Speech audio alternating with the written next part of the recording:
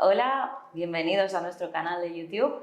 Hoy tenemos un tema que puede ser quizá muy conocido, pero sobre el que seguro tenéis alguna duda, y es la mastopexia o elevación del seno. Y para hablar de esto contamos con el doctor Eduardo Avilés. Hola Eduardo, ¿qué tal? Hola Carmen. Encantada de tenerte aquí, y la primera pregunta que te voy a lanzar es ¿qué es una mastopexia? La mastopexia es la elevación, como dice la palabra, la elevación de las mamas. La mastopexia siempre está asociada a otra palabra que es la ptosis mamaria. Y la ptosis mamaria significa caída. Está por una parte la elevación y por otra parte está la caída. Entonces, hay cirugías como por ejemplo la reducción mamaria que siempre implica una elevación. Porque las pacientes me preguntan, doctor, tengo un pecho grande, necesito reducirlo, pero ¿me lo va a levantar? Y a todas las pacientes digo lo mismo, que siempre, toda la reducción, siempre se tiene que hacer una elevación. Entonces, lo que digo es que toda reducción implica una elevación, pero no toda elevación o mastopexia implica una reducción.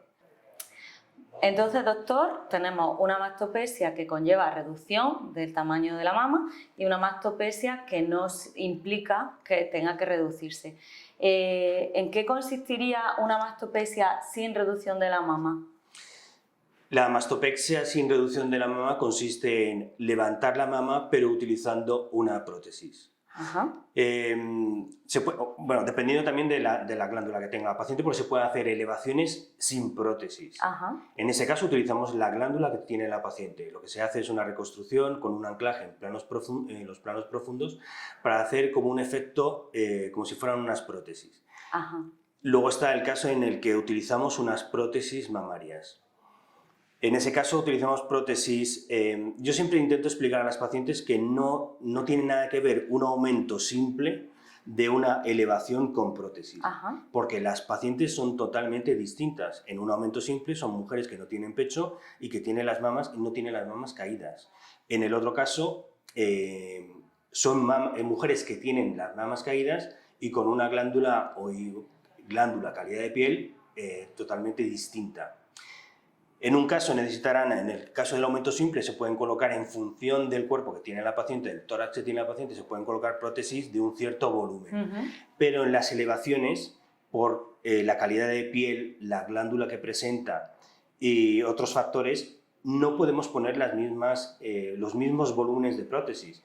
Muchas veces las pacientes entran en la consulta y me enseñan fotografías de yo quiero tener el pecho como esta chica de la foto, pero lo que me están enseñando son aumentos mamarios.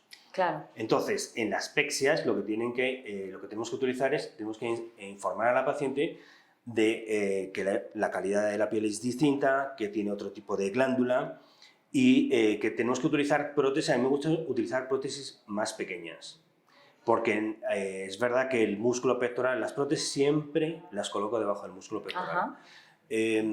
Colocar una prótesis, por ejemplo, encima del músculo es como añadir glándula a esa piel de mala calidad. Lo único que vamos a conseguir es que la paciente esté contenta durante los primeros 3-4 meses y a los 6-12 meses prácticamente va a tener el pecho caído. Entonces, la elevación consiste en colocar una prótesis de un cierto volumen debajo del músculo pectoral. Doctor, cuando hablas de que las pacientes que necesitan ese aumento y además pexia suelen presentar peor calidad de piel, mala calidad de piel, ¿a qué te refieres exactamente con esa mala calidad? La mala calidad de piel es una piel muy delgadita, muy fina, a veces presentan estrías y en ese caso tengo que colocar prótesis de un cierto volumen, más pequeñas. Tienen que ser prótesis más pequeñas porque lo que tienen son exceso de piel, tienen mucha piel. Entonces lo que nosotros tenemos que hacer es retirar más piel para poder recoger todo lo que es la mama. Si nosotros colocamos una prótesis más grande, ¿qué ocurre? Que nosotros tenemos que quitar menos piel para poder cerrar. Entonces estamos resolviendo el problema a la mitad.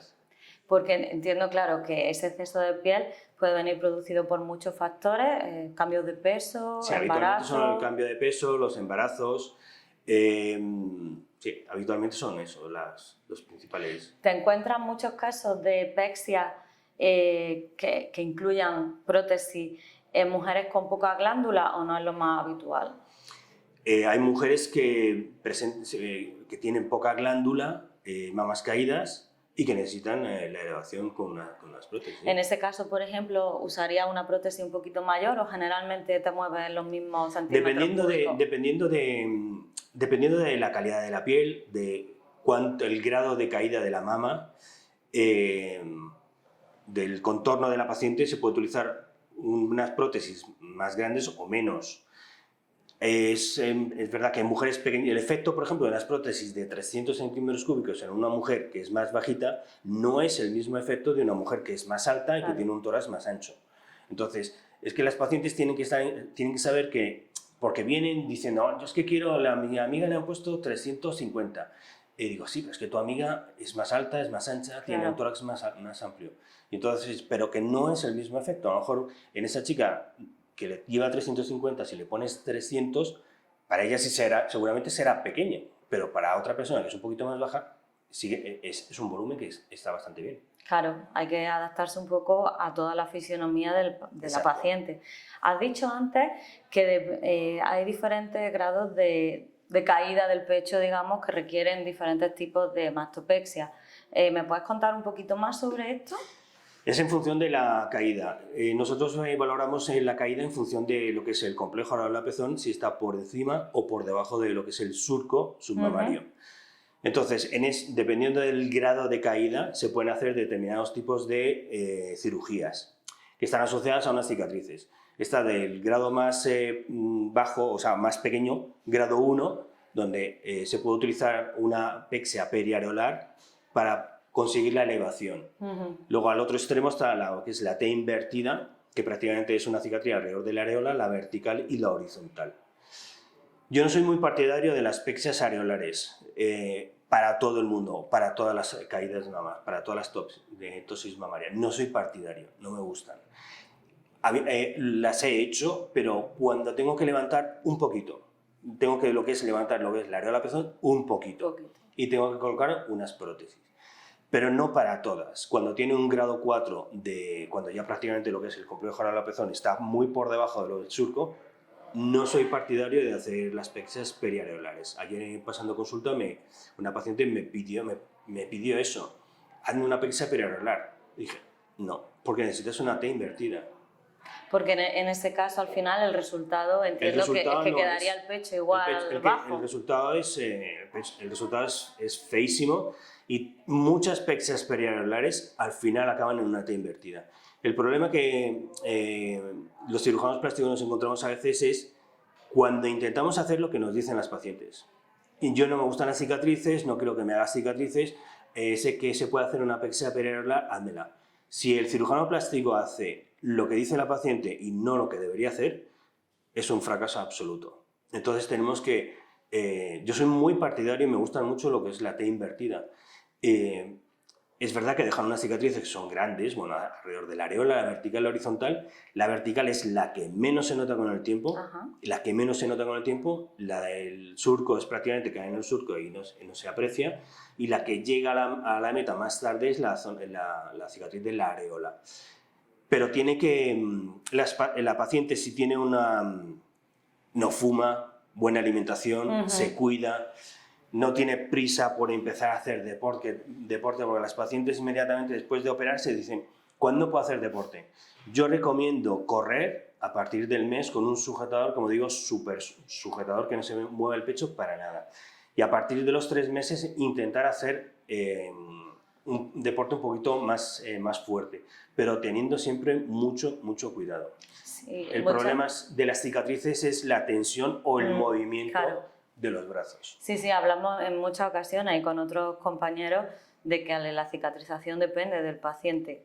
Exacto. En gran medida de su... A veces llegan a la consulta pacientes con unas cicatrices fantásticas, de la T invertida, fantásticas, de la vertical, que es que no se le nota nada, que te tienes que acercar muchísimo más, y las pacientes dicen, joder, doctor, qué buenas manos tiene. Digo, no, eso no es verdad, eso no es obra mía, eso es obra tuya. Porque tú tienes una buena calidad de piel, te has cuidado, no fumas, el sol, alimentación, alcohol, te has cuidado muy bien y has cicatrizado muy bien. Claro. Pues te quería preguntar ahora o sea, ya hemos hablado un poquito de estas pesias que llevarían la prótesis y te quería preguntar ahora por las otras que comentábamos, pesias, mastopesias con reducción. Háblame un poquito de la técnica. ¿Es parecida? ¿Hay que quitar glándula? ¿Cómo se hace? Las pacientes que llegan y que quieren una elevación y necesitan reducción, habitualmente son pacientes que quieren tener un pecho en su sitio, recogidito y ligeramente mucho más pequeño. En ese caso lo que tenemos que hacer es reducir glándula y indicamos que la zona que vamos a reducir es la que está por debajo de lo que es el surco. La glándula que está por encima es la que permanece. Intentamos enseñar fotografías y sobre todo en la consulta es fundamental que la paciente me diga exactamente cómo le gustaría. Hay algunas pacientes que hacen el gesto de, pues me gustaría reducir tanto, me gustaría reducir. Pero habitualmente son pacientes que están cansadas de tener un pecho grande y quieren reducirlo. Justo te iba a preguntar ahora eso, que siempre que se habla de reducción es como, pero ¿cómo te vas a quitar el pecho? Entiendo que realmente estas pacientes están muy molestas con esa cantidad de pecho. Son pacientes que no lo soportan tener mamas grandes. Ahora que ya se acerca el calor, el sol y que cada vez nos quitamos más la ropa, hay muchísimas mujeres que para ellas es un suplicio. O sea, el verano, odian el verano. No pueden ir a la playa, no pueden ir a la piscina, ponerse ya vestidos más ligeros es una tragedia porque no pueden. Y sobre todo cuando se acuestan, me acuerdo de una paciente que tenía un pecho enorme y dice, joder, es que cada vez que me acuesto se me pone el pecho hasta aquí. Claro. Y eso para ellas es agobiante. Y son mujeres que lo que quieren es reducir y quieren tener un pecho pequeño. Claro, has dicho que se quita una parte de la glándula. Entiendo que a la hora de, en un futurible posterior embarazo y lactancia, no habría problema. No, cuando se hace una reducción, se reduce glándula y se reducen también las posibilidades de poder dar el pecho. Se pueden reducir, incluso se pueden anular. Okay. Se pueden anular. Eso lo tienen que saber las pacientes. Vale. Pero habitualmente las pacientes que quieren una reducción son pacientes que están muy concienciadas, muy motivadas y que dicen, mira, me da lo mismo, pero es que yo no puedo seguir con esto. Habitualmente yo he tenido casos de pacientes muy jóvenes que tienen un pecho que son muy estrechitas, muy finitas y con un pecho enorme y es que eso es imposible. Claro. Pues ahora te quería preguntar, doctor, ya que nos has contado un poco las dos técnicas, ¿cómo sería el proceso de una paciente que viene a consulta a FEM? ¿Cómo se le recibe, cómo se le acompaña, cuál es su seguimiento? Las pacientes que entran en la clínica FEM tienen que saber que una vez que entran por la puerta, se te olviden de no se tienen que preocupar absolutamente de nada. El momento fundamental es la consulta. Y yo digo a mis pacientes que tienen que venir a la consulta las veces que sean necesarias. El cirujano tiene que explicar perfectamente con la paciente delante, desnuda, haciendo dibujos, pintando a la paciente. Tiene que explicar perfectamente en qué va a consistir la cirugía. Eso de la paciente que sale por la puerta y dice, no me entero de nada de lo que ha dicho. Eso no puede ser. Y la paciente tiene que volver a la consulta, como digo yo, en una hoja en blanco apuntada todas las preguntas, porque habitualmente cuando entran por la puerta prácticamente se olvidan de las cosas. Y dicen, joder, ya se me ha olvidado de preguntar eso. Sí. Entonces tienen que venir otra vez y con todas las preguntas apuntadas en una hojita en blanco. Y sobre todo, y que lo tienen que tener todo súper claro. Yo tuve una paciente una vez, me acuerdo que tuve una paciente para hacer una reducción mamaria, una elevación con prótesis, que la estuve pintando en el quirófano. Me dice, doctor, ¿y todas estas pinturas, y todo esto por aquí, para qué es? Y digo, esto es las cicatrices por donde te van a quedar. Y no tenía ni idea, y suspendí la cirugía. Porque no es posible, o sea, la paciente no puede llegar al quirófano diciendo, no sé lo que me va a hacer. Entonces, fundamental la consulta. En la consulta en Clínica FEM vemos a las pacientes las veces que sean necesarias. Explicamos perfectamente cuál es el proceso. ¿Dónde operamos? El hospital. Para mí una cosa fundamental es, porque habitualmente viene la paciente con algún familiar. Ajá. Cuando hago una elevación o una reducción, yo explico a las pacientes y a los familiares que la cirugía va a durar para el paciente 2 segundos. Para el cirujano puede durar alrededor de 2 horas y media, 3 horas, y para el familiar pueden durar 6 horas. Porque es muy frecuente a veces que los pacientes o las familiares dicen, joder, es que ha dicho 2 horas y media y Claro. no sube y no la veo. Claro. Entonces tienen que saber que los pacientes son 2 segundos, el cirujano 3 horas y media, o 2 horas y media, 3 horas, y para los familiares 6 horas. Luego tienen que saber exactamente, nosotros explicamos perfectamente el hospital, preoperatorios, la paciente una vez después de la cirugía, lo hacemos siempre con un ingreso de 24 o 48 horas, y la paciente tiene que saber que durante la primera semana, que es la más importante, la más fundamental, la paciente va a tener una enfermera que va a estar pendiente de ella todos los días. Todos los días va a recibir una llamada de teléfono por esta enfermera, que va a preguntar cómo se encuentra, le va a decir que las molestias que está notando es normal, que es lo normal, lo que no es normal, pero va a estar siempre asistida, va a estar siempre. Nosotros nos preocupamos por la paciente. La paciente no se tiene que preocupar absolutamente de nada. Luego, las revisiones son fundamentales. Durante el primer mes nos gusta ver a las pacientes todas las semanas, aunque no hagamos nada, saber cómo están, qué hacen, cómo se encuentran, si se están haciendo bien las curas, pero todas las semanas tenemos que ver a los pacientes, ¿vale? Eso es el protocolo. Pero lo más importante es eso, los momentos fundamentales son la consulta, ¿vale? La consulta y luego el seguimiento que se le hace a la paciente. Eso es fundamental. Bien. Me acaba de venir una pregunta mientras hablábamos. Cuando estábamos hablando de las mastopesias con prótesis, ¿también se pueden hacer estas mastopesias en cambio de prótesis?